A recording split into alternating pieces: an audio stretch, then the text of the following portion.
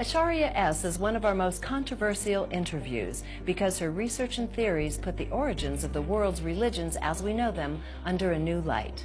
As an archaeologist, historian, and linguist who can speak, read, and interpret a total of 10 languages, Acharya has access to direct interpretation of documents in a myriad of ancient texts.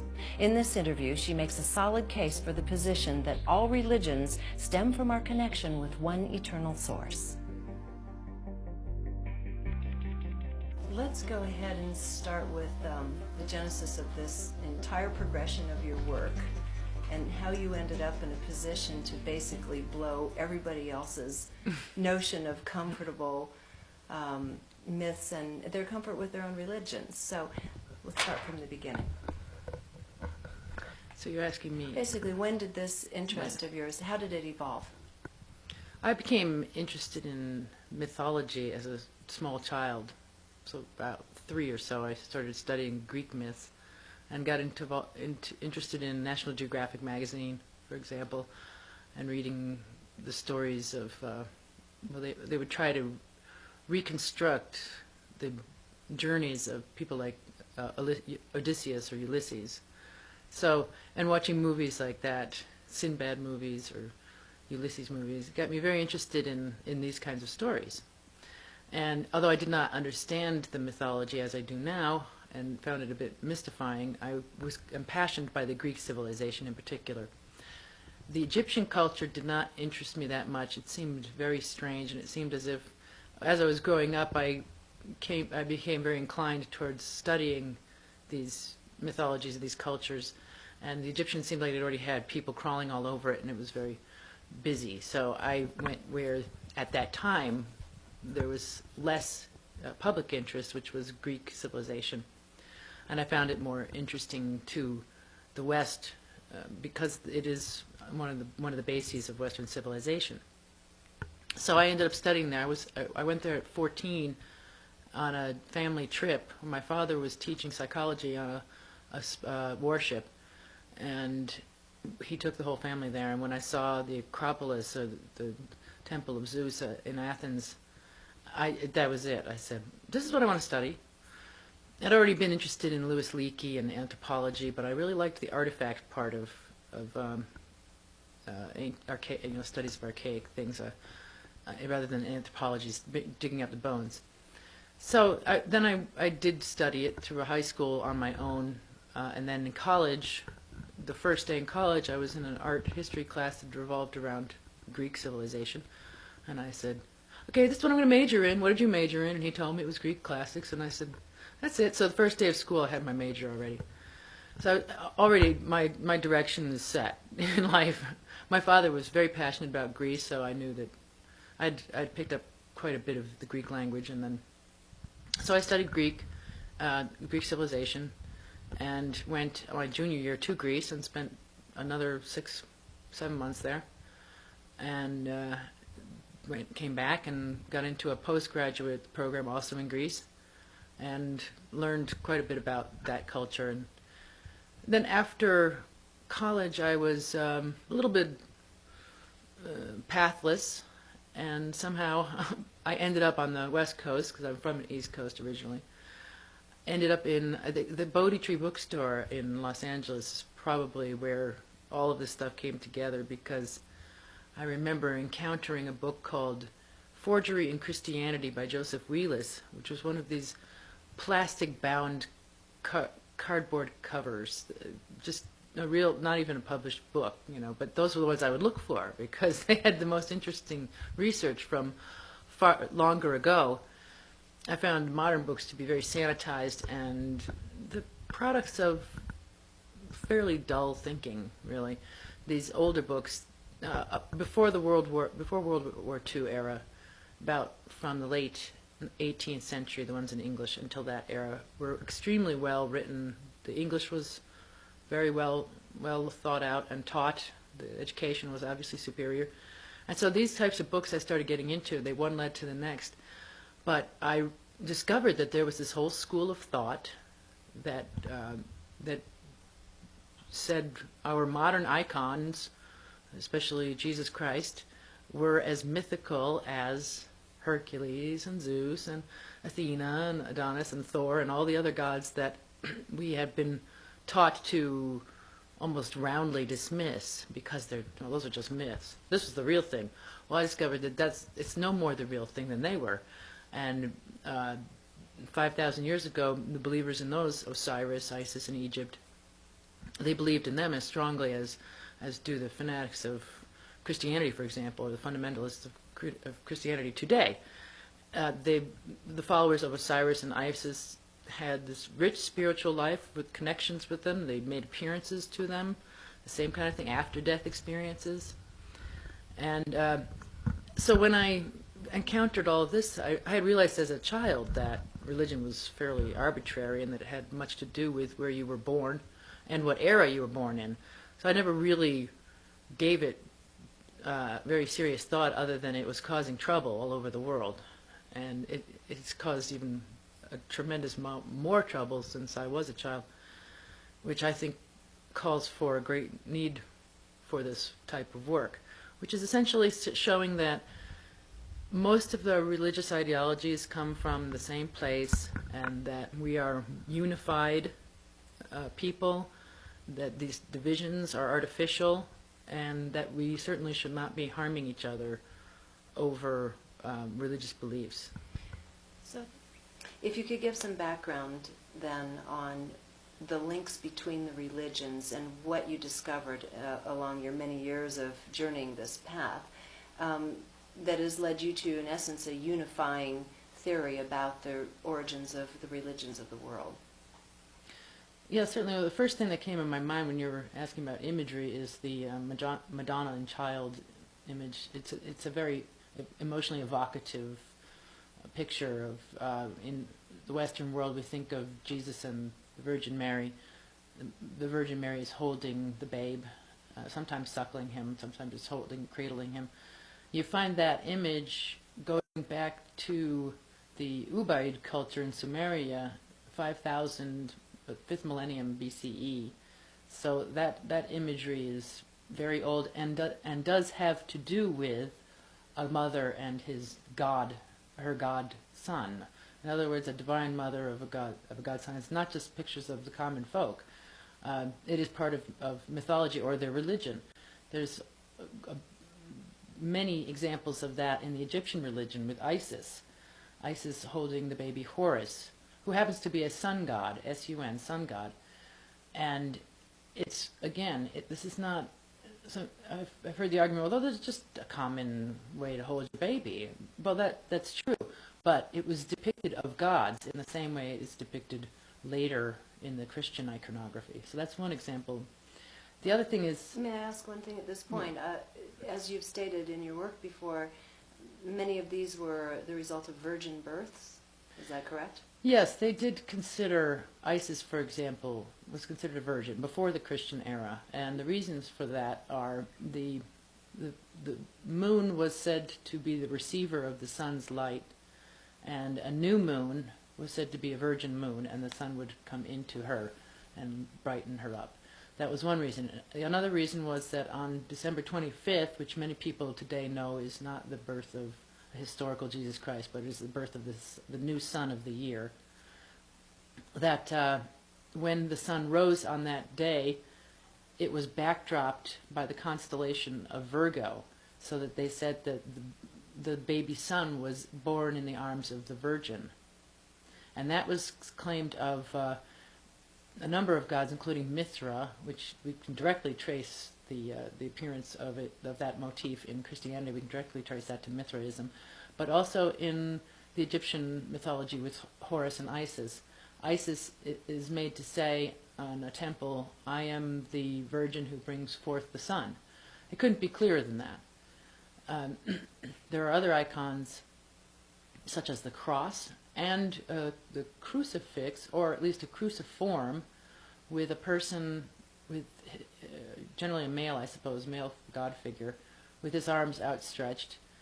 There's actually a female one from Cyprus, predating the Christian era by anywhere from hundreds to a couple of thousand years. The cross was extremely sacred in numerous cultures around the world, in places where the influence could not have been felt prior to the Columbian contact, say in Central America or South America. So the crosses and various forms of the cross, the Egyptian Ankh was as sacred to the Egyptians as the Catholic cross is to the Catholics. And there's a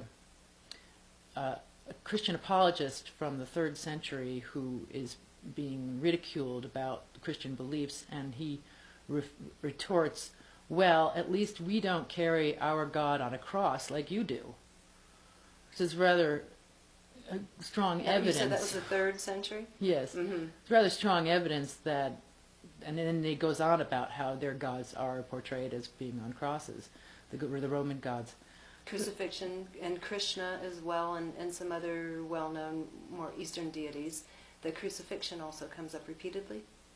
It's displayed. Their deaths are depicted in a manner that is somewhat ambiguous. For example, in the Krishna myth, you have him being pinned to a tree in his feet, and then he disappears and is seen ascending and then coming back to life. But in less orthodox terms, it has been called a crucifixion. It's the same archetypical sacred king human sacrifice ritual that was performed thousands and thousands of times all over the planet. In almost every culture, you find the god pinned to a tree, and sometimes the trees have crossbars in them. Even in ancient India, amongst what they call savages, and they are pretty savage, they had an adjustable cross, and they would tie the thing with the palms and the hand, the nails going through the palms is not a very practical way of crucifying someone because they rip. I know this is a gory subject, but it is the basis of the gospel story, so you kind of have to talk about it. They would actually tie their wrists to this crossbar. So you had what was the Son of God, the representative of the Sun God, being crucified or put on a cross, and then often stabbed in the side with a sharp object, a spear. In the Odin myth, the mistletoe spear he was stabbed with. Those are common themes. In Quetzalcoatl's case, Quetzalcoatl is the Mexican sun god too. There's an image of him on a cross between 2 thieves. So that is also another motif. And it all starts coming back to what I call astrotheology, or the worship of nature, astro, stars, planets, moon.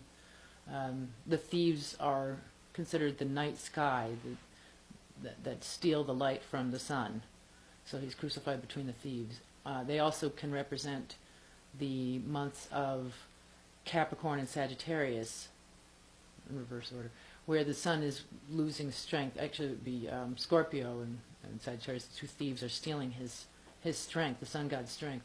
And Sagittarius with the arrow is the side wounding, shooting an arrow into the sun, is that lance in the sun, or the spear in the sun. So the sun is the central theme, you're saying, of virtually all of these, what have evolved into religions, modern day religions, but also from some of the more primitive cultures as well. You can date it back, you can date the extreme sun worship back to the beginning of agricultural era. And it depends again on where you're talking about, because some places it seems 10,000 years ago, but there are places underwater now that surely were agricultural areas, so it could be even longer ago than. It's so developed, I would say it goes back further than that. And if you look at, now we're finding star maps in caves, 35,000-year-olds in Altamira, Spain, and so forth, that this astrotheology, also involving the moon and the stars, goes back tens of thousands of years ago, possibly as far back as Homo sapiens sapiens, the anatomically modern man, because that's what they would observe, and it helped. In the case of the moon worship was also a big central focus, and that's why we have goddesses who are the moon, like Isis and Ishtar, and even Athena to some degree. They all take on these qualities because these objects were so powerful. and they needed to be studied to know when to plant and when to harvest. And interestingly, I didn't show that, well, I didn't show that image, but there's an image we can show of the Venus of Lucelle holding a crescent moon with a horn, utopian horn, with 13 marks on it. And the 13 marks are, I think, rightly supposed to be the 13 moons of 28 months, 28 days length. That points to women being the first timekeepers, because their moons corresponded to the moons. Mm-hmm. So that goes back 25,000 or more years. And as time goes on, you get much more developed in what you're trying to do in life, and not just going out and hunting and gathering. And human beings were not just grunting, they were developing language. There were geniuses among them, as there are today. I'm sure that they reached advanced states. I have a strong suspicion that they developed a very high culture, at least linguistically. They came to a high pinnacle. Maybe that language has broken into 1,000 and is not as high anymore. But for example, with Sanskrit reached a very high peak, the Vedic language prior to that. There's no reason, if you have 100,000 years of human existence on the planet, and that is the generic orthodox time frame now, there's no reason they couldn't have reached that previously. And with that kind of advanced culture also comes advanced storytelling. And if you're trying to pass along, and we don't know about the writing, but if you're trying to pass along stories that are quite crucial to your life, that have to do with nature, you're going to tell a story about them. That's why they personified these entities.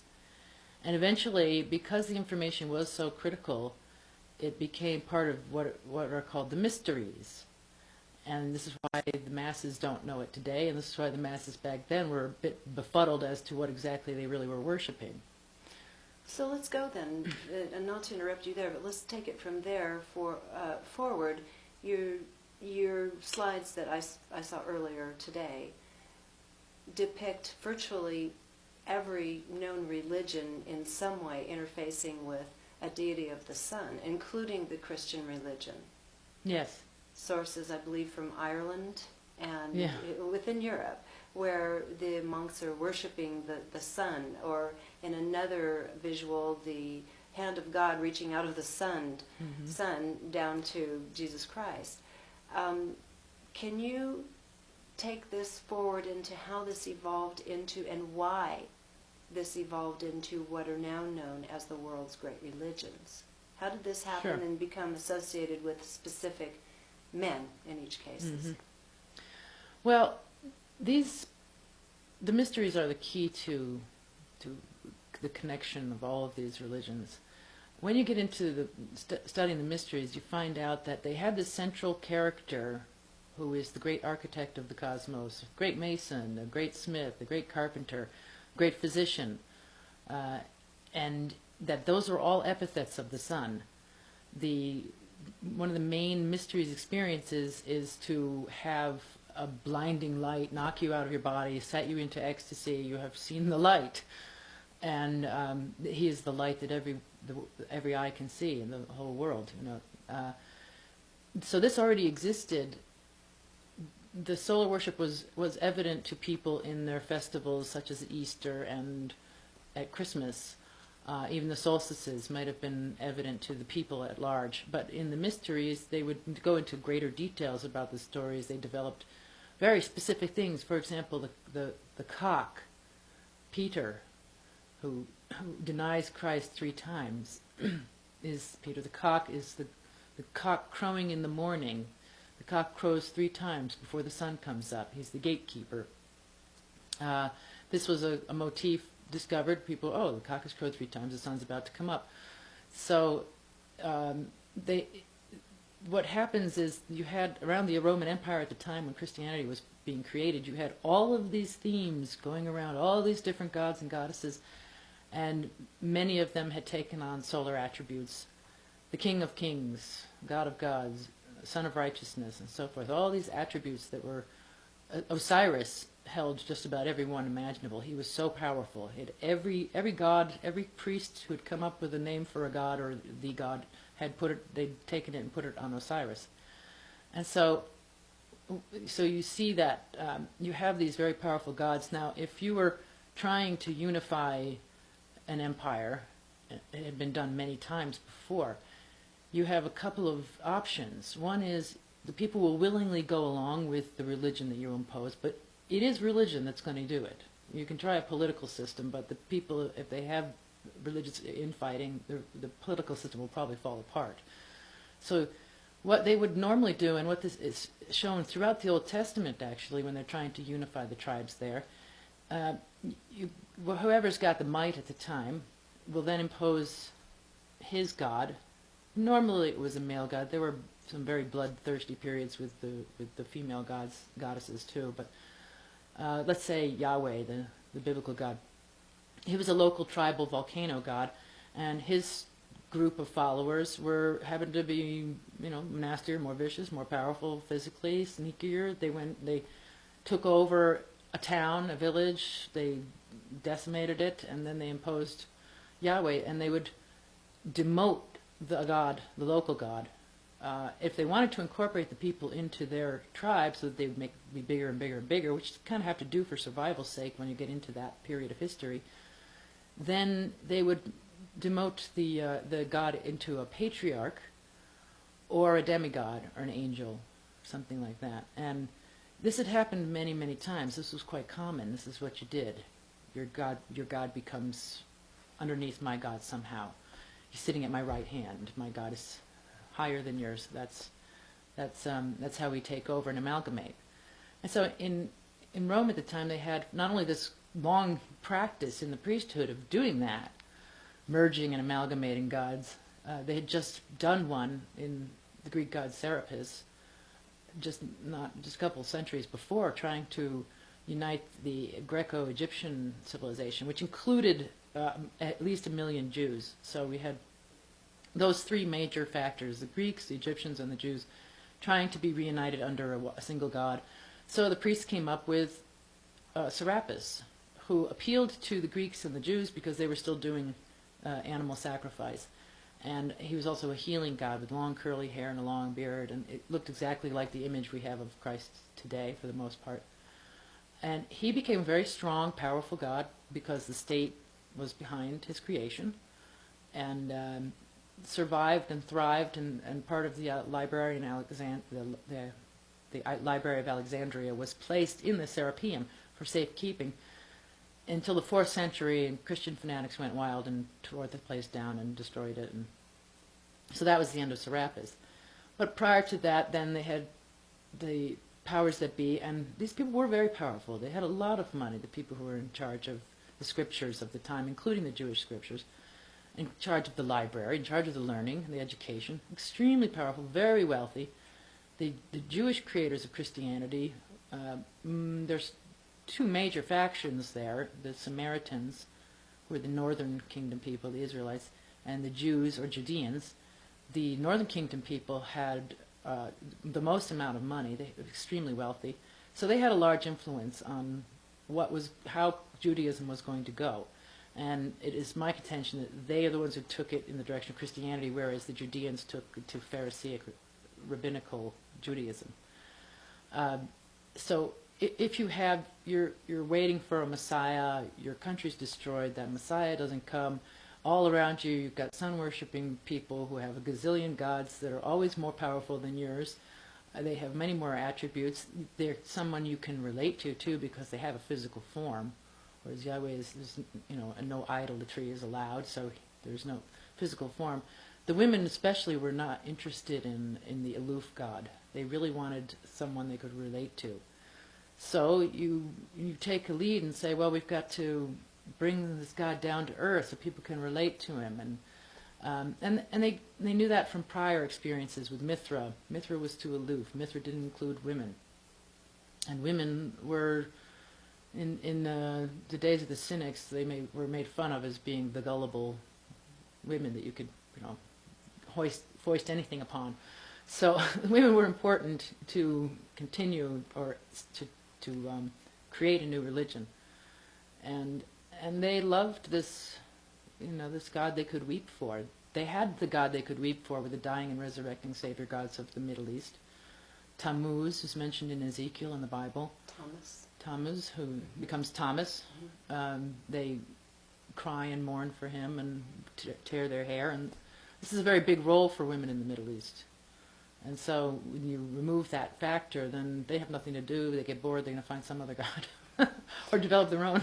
So we're going from this central theme that has shown up through the sun gods now down to where the legends started becoming manifest and now being utilized for political purposes, so to speak.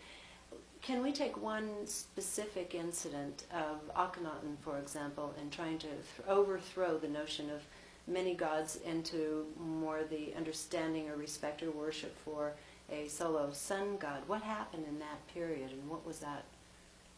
What was he trying to do? Yeah, that's what is it was very direct. 2000 BC. I think it was about. It was before Moses. Yeah, I think it was about 1400 BC, something 1500. Like that. Yeah. Because Moses is 1314. Right, exactly. Well, what happens there is in Egyptology you already have what I call polytheistic monotheism, where there's an overarching divine power, but many manifestations of him or her. Kind of the same system with Yahweh and the angels and archangels and saints and so forth.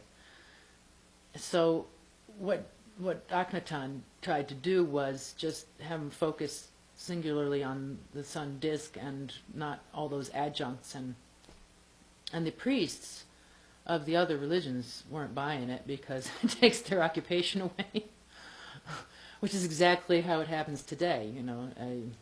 If you don't let these other people in by making their gods into demigods or saints or something, they'll either rebel or they'll take over your operation, or you'll have to chase them out of town or something. They don't give up easily, and priesthoods are not going to give up easily. So they basically conspired to, we got to get rid of him.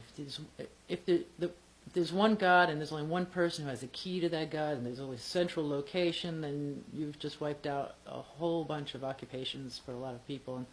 And the priesthood has been a very desirable occupation because it effectively allows the person to avoid all manual labor, which almost everyone had to get engaged in manual labor, except for the priests. They didn't necessarily live well. They could live very poorly, and some of them within a monastery would be carrying water and chopping wood and so forth. But if you get into a city situation, you see them strolling down the street with their gold necklaces, and they're not doing anything hard. So, this makes sense. You're not on the rock pile. Going back to that one point again, what could have been the thinking, knowing that this was not going to be viewed in a popular way, what could have been the thinking or the reason at this time for Akhenaten to try to go direct, say, you are in relationship to the sun? What was going on there?